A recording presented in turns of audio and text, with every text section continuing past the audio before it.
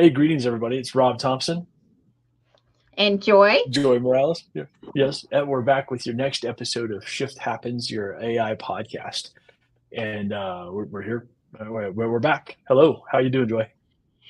I am good. We're doing something new today. This is new for us. Usually We are. we're next to each other and now we're remote.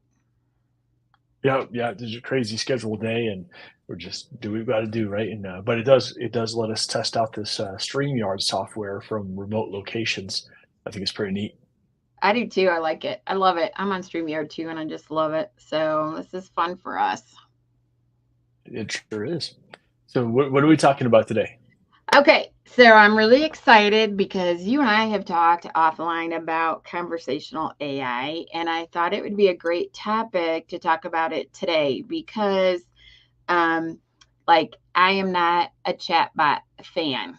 I have never used it on my website. I don't offer that product. It's just not for me. However, with conversational AI, I thought it would be a fun topic to talk about because it's a, as we say every week, it's a game changer. It is. It is. So let's define what is conversational AI versus a chatbot. What do we mean? Well, a lot of businesses use a chatbot on their website to start a conversation with a person to try to get them engaged. And I find it frustrating because one, I can't get the answers that I want. Two, it delays me from what I want to get. So it's just like a step you have to go through before you can get to what you want. Do you want to add to that? That's from a Gotcha. personal use. Gotcha. So when I think about chatbots and conversational AI too, I think about there's the chatbot where, like, for example, you go to connect.the411 for the 719.com, you can talk to a chatbot that is a LLM model that is contextual. So you can ask it for services in the 411 and it'll respond. I also think about Air AI, and where if you're interested in Air AI and watching this, please sign up through us. We have an affiliate link that we're happy to share, and it all contributes back to the network and AI wizards here. But I think of a conversational bot where we can actually have a conversation as we're having right now with a bot, and so the technology therein. Uh, and then also there's another chat gpt, you can actually talk to chat gpt too through its app, and so that's a voice to voice capability too, so really neat. Well, and I think the difference with a conversational AI is the information you can get back is so much more than just like your typical chatbot. If I have a question, I don't necessarily need to talk to somebody about it. I have a question, and having a conversational AI, it can research the answer, and give it to me. And I mean, let's be honest, you work through the course of the day, you have this, you have that go on, and then to be able to go onto a website and find information immediately, whatever your time schedule is so powerful for the consumer. But what does it do for the business?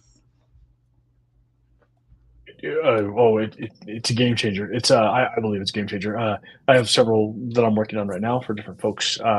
One that can place calls for foreclosures, pre-foreclosure calls. Another one that is it's for a healthcare clinic, and it's an answer bot. So you can call and you can talk it to this bot, and you can train the bot everything you know about a particular field, and it can answer any questions.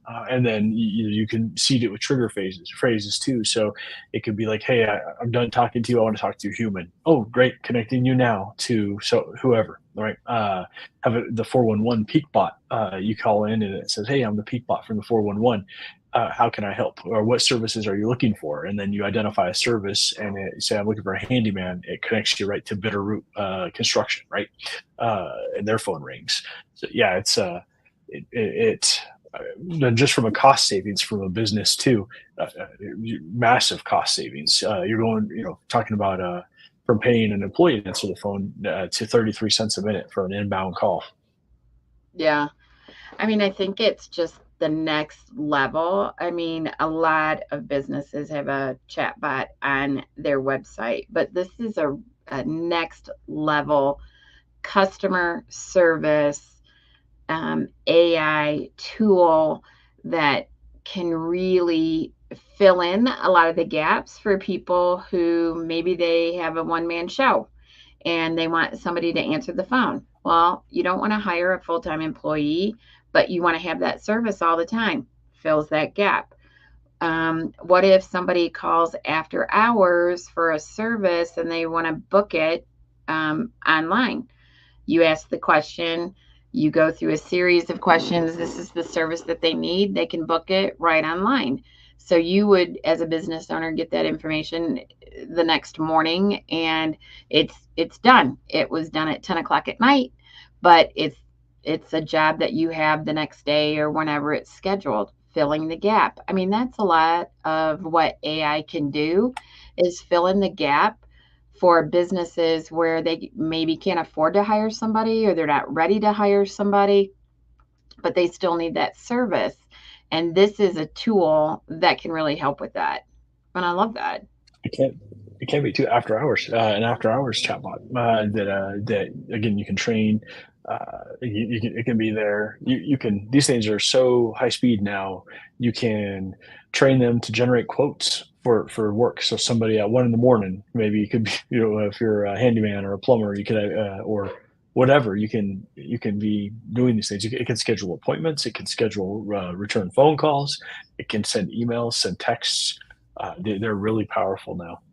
That's amazing because you think about all the information that your business has, and the conversational AI has access to that.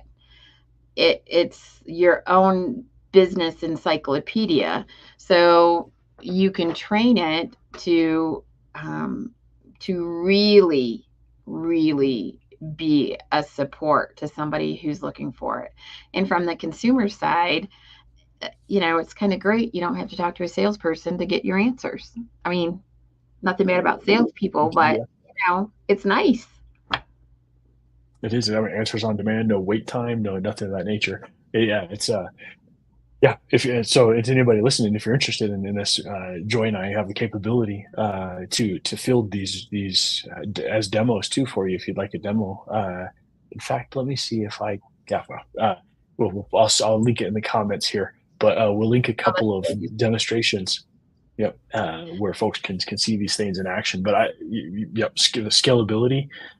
You can the AI model that we've referenced a couple times. It can place calls simultaneously, so it can receive 100 phone calls simultaneously.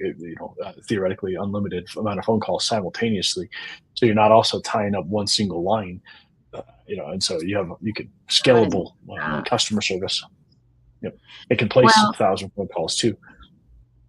and I think one of the ways AI is really going to impact is in customer service, because the answers are readily available and can be given. And and we really haven't seen that. We've been inching up to that, and now that technology is here. And so the application of that in so many businesses is exciting to see. It is. The use cases are just. I don't think we haven't even hit the all of the use cases yet for it. Uh, it's just we were talking to somebody the other day talking about a use case where it can forward to a forward and then it forwards on from there. Just based on what you need, and it's really fun to explore. Well, and I think that's part of it too. I was in a meeting today, and I was saying it's kind of like I've been in the woods of I'm learning all this AI stuff. Like I've said before, I'm in a 6-month course that's finishing up, thank God, this month because my brain hurts. But I really had to spend a lot of time to say, okay, how am I going to apply it? I mean, on a surface level, yeah, we all use AI for this, that, or the other thing, but what's the deeper uses? And this is a tool that's a deeper use. I mean, customer service is absolutely going to change forever with tools like this that are coming out. And with the GPT store opening up last week on ChatGPT, there's efficiency and productivity is really going to be at the forefront, I think, this year. I think so. I was having a conversation last night during a run with someone. First, we were running along. We struck up a conversation. Automation came up, and he asked me, is there any shutting this down? And I told him no. You can now download models onto your laptop that are ChatGPT models. Maybe not quite as robust yet, but I told him the technology is downloadable. With you can download these code packs that the transformer code packs, et cetera, that allow you to create these on your local machine. There is no going back. This, now there's opportunities. There will be customer service models for people who only want to talk to humans and things of that nature. But as far as fielding the capability, no, it's here. It's here to stay, and I can build them on my local machine. So even if they went away on the internet, they'll never go away. Yeah, I think that's totally true. Did you watch any of the podcast on the Consumer Electronics Show in Vegas? A few of it. Yeah, I Yeah, haven't had a lot of time to dig into it, but Rabbit AI, I yeah, thought that was pretty neat. yeah. And I just think, I'm going to go to that show. I looked it up and I am going to go to that show next year because one of the things that was mind blowing to me was a mirror that you look into that can take a scan and it can tell you so many different things. If you're diabetes, if you're pre-diabetic, your cholesterol, all these different data points from a scan in a mirror. And I'm thinking, it's not just customer support that's going to change. No. It's healthcare, education, all the fields. But you think the technology today that you can look in a mirror, that they take a 10-second scan and give you a readout of data points, who knows where it's going to go. You know that. So I have on order. There's another one coming similar to the Rabbit AI called Humane, the Humane Pin, and it's supposed to ship in March. But basically, it's an AI in a size of a small Tylenol box, right? And you wear it, has a camera, has a microphone, has Bluetooth, and it has a projector. And so, and it's open source too. So the idea here is you and I could be having a conversation, and it has a LED indicator too for when it's on and listening. So for privacy, or privacy mode they call it, but or something of that nature. But it'll be actively listening to the conversation. If I say, "Hey, Joy, tomorrow at 2 p.m. I'll have you this document," then you'll have it pre-configured for, hey, listen for when I tell somebody that I'm going to do something, and prompt me a half hour before, right, in any scenario. So just that one use case where I'll be able to just wear my pin, and it'll half an hour before it'll say, "Hey, Rob, don't forget you promised that document to Joy today at 2 p.m." I can think of specifics too. Maybe if I can give it categorized documents. If I'll have that employment contract to tomorrow at 2, and it has predefined instructions that tell me you need 3 hours to prepare an employment contract. So I'm going to remind you 3 hours ahead of time, at 11 a.m. And so just that one use case. But imagine we're running along. You could be. I run a lot, right? So this thing's going to be able to monitor everything about that. It'll interface with my watch, which monitors my heart rate. It'll be listening to the same music I'm listening. It'll know, hey, when Creed with arms wide open, don't mock me, but when when that comes on, you're faster. So Yeah. I'll play songs like that for you, right? And or hey, you're taking an awful lot of breaths. Are you okay?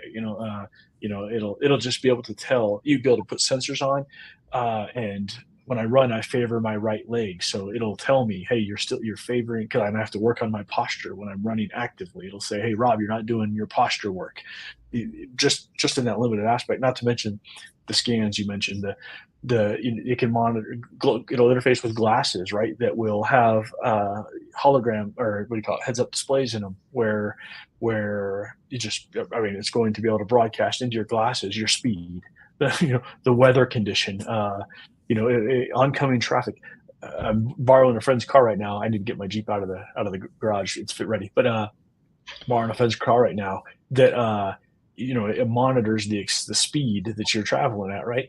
And today I looked away and it beeped at me, and because the car in front of me stopped, and so it gave me a shrill warning. So imagine glasses that and through your pin that do that. Hey, that car, is coming a little too fast. Probably might not stop at the intersection. The application of all these data points that we can't even really know what's coming. And No, and yeah, it's only I was limited by our imagination. I mean, we say that every week, but gosh, I was watching a podcast from that CES show, and it has a car. I think it's IKEA. They're developing a car that if you rotate your wheels 90 degrees, it will move over and park for you, parallel park for you. Just rotating your wheels 90 degrees, the entire car will move over and park for you. I'm buying that. I need that. I can't parallel park. I was at a gym today, and shout out to Tim. I was at his gym today, and he had me step on something called a Renfo scale, and it didn't just measure body weight, right? It popped up with 6 other factors to include body mass, and a few other things. And before this podcast, I was like, how does the scale measure my body fat composition? How is that possible? Right, right. So apparently it sends there are 4 electrode looking things on the scale. You stand on it, it sends a current through your body, and measures something to do with water absorption or something inside your muscles. And so it knows it accurately depicted body mass index, right, off of stepping on a scale. Just those kind of things. The AI is going to read the pulse of my watch, and it's going to be able to do things besides monitoring your heart rate. It's going to, it's in fact, using the same principle, I bet it could use my existing watch to measure body fat index. So yeah, you're right. Only limited by imagination and application of the data, and how that scales in. Well, obviously, we could talk about it. The one thing I do want to mention before we wrap this one up is we are going to be offering workshops on conversational AI for businesses. We're going to try to schedule them every month at the end of the month so people can see how it works in action. So we will give you more details about that because this is one tool that's cost effective that we think can really have an impact on business in a whole bunch of different ways. So be on the lookout for our workshops. We want to show you what this technology can do in a Q&A for specific businesses to fill some of the gaps. So we will be in touch about that. Right? Absolutely. Absolutely. Again, if we can help with AI, automation, marketing, Joy's got an awesome Pixel tool. I build communities. If we can do any of that for you, please reach out. And we're here all the way to building conversational AI models. If you're finding yourself like, man, I'm answering the phone too much, or I'm spending too much time on the phone, but I can't afford to hire somebody to answer the phone for me, give us a shout. We can help with that. Yeah, Cool. we're excited Till about next it. time. All right. Yep. See ya.